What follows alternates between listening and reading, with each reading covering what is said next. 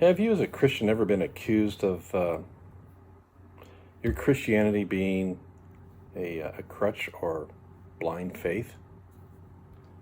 I'm sure you have. I know I have a few times, and I've had to defend my faith in the Lord and my Christianity, which is a good thing, and I'm glad it actually happened. So it gave me an opportunity to share more about God. So anyway, I want to share a few thoughts about this to help us have a little bit more understanding about our Christianity, and that it's not about blind faith at all. And if you don't have if you have a few minutes, appreciate it. Let's get started. Contrary to the belief Christianity is a crutch or belief system of blind faith, little do our accusers know Christianity is a thinking person's religion. I had a Bible teacher state this in a class one day, and it's stuck with me ever since.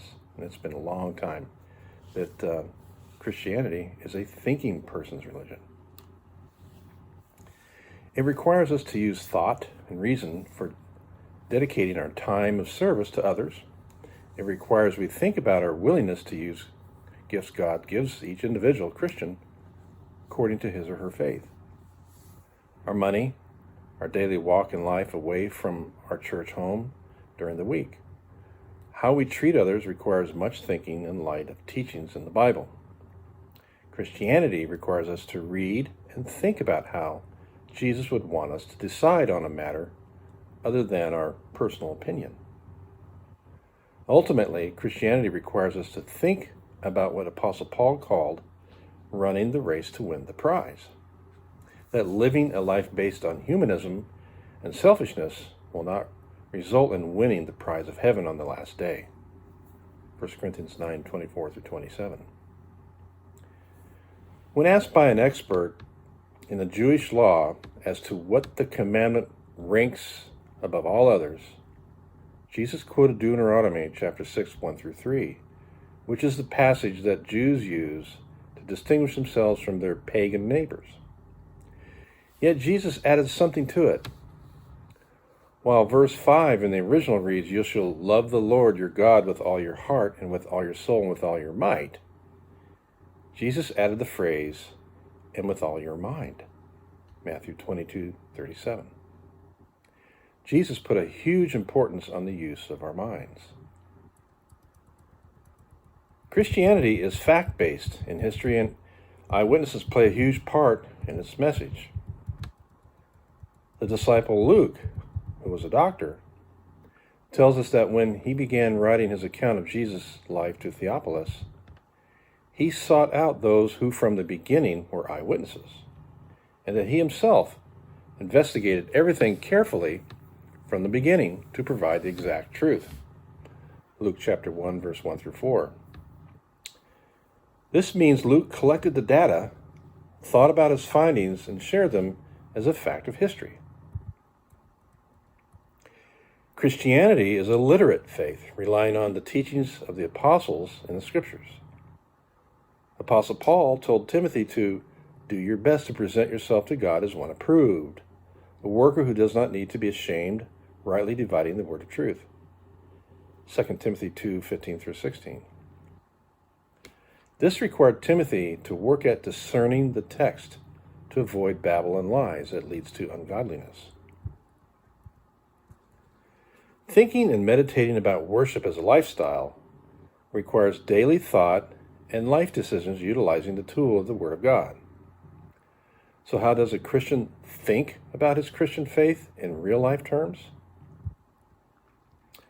Again, the inspired Apostle Paul teaches that people need to renew their mind to prove what is good and acceptable and perfect will of God. Romans 12:3. Renewing the mind just doesn't happen by osmosis, forced feelings, or wishing it so. The mind needs to be fed daily with the Word of God, given us through His Spirit and prayer. 2 Timothy 3:16.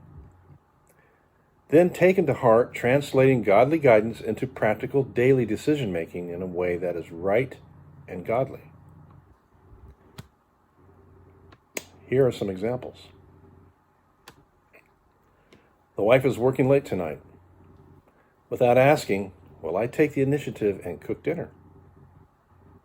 I'm finding myself doing that a lot lately. If we have ailing relatives unable to care for themselves, will I offer my home and resources to help them? Reference Matthew 25:45. Or my neighbor's car is broken down with a burnout motor starter and no money. Am I willing to make myself available and ready to spend $75 or whatever to get him a new part to fix the car so he can go to work? A young man needs some funding help to finish his last semester of class in order to graduate. Will I step in and think of his future over mine and help him graduate? Here's another one. If I have the gift of consoling a person who has just lost their loved one, am I willing to put myself out there and give up my time and emotion to a stranger who is in dire straits over his or her loss, including the possibility of becoming a part of his or her life to help them get through the difficult time? Phone calls, visits, meals, etc. Reference 1 Peter 4:12 and 13. If I have the gift to teach, am I willing to make myself available to whomever needs instruction on the gospel of Jesus Christ when they ask me? Am I willing to defend the gospel to my adversaries when called? Part of the problem, even in some church congregations, is they want to show a big splash, a big, bright, shiny billboard of good works in the name of God, in a worldly way. You see this everywhere. And what I mean by this are the splashes done in a way that appears like a TV commercial rather than heart to heart with compassion and understanding. Is it effective, loving, and caring, or is it circus-like and cold? Have they really thought out how the style they have chosen may miss the mark? Service to others in our walk with God requires thinking and action in our individual Christian faith from the heart into the mind. And God gives each one of us the tools to do so in a way that helps Him increase His church in this world, one soul at a time. And remember, the 12 were discipled one at a time by Jesus. Then they set in motion the Lord's church beginning at Jerusalem, then into the whole world. And it's still here today. Praise God.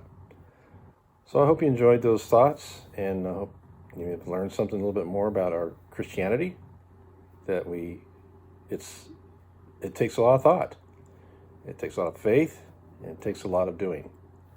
So thank you for your time, and God bless.